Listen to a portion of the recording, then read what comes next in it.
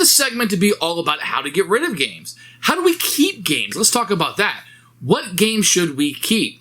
Well, it's very easy to keep the games we love, right? So if you love a game, of course you're going to keep it. What other games should we keep? Are you the person that brings the games to the game night? If you're like me, which I would assume most of us are, we are the people who brings the games. So it's always good to have a couple party games in our collection, a couple 2 players, a couple 3. What game works with 4? We need games that have fantasy in it for maybe the games that we like. But then we need the games that don't have fantasy in it because we know a lot of people who aren't going to be into that. So we're almost required, if we're going to be in our hobby, if you will, to have a wide variety of games. So make sure that you have 2 or 3 games with different mechanisms that you enjoy and that you will actually play.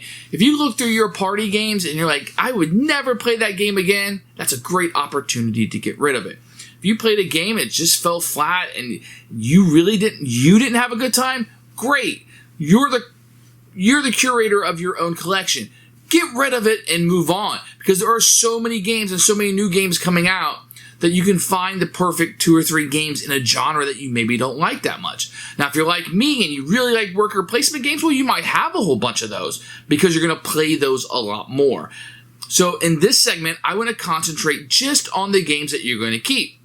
If you're the provider of games for your friends, then make sure you set aside 5, 6, or however many games you want in each genre that you want to play: party games, worker placement, Euro games, thematic games, dungeon crawlers.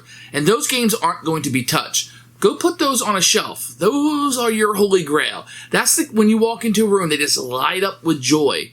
Those are the games you're going to keep. Put those aside.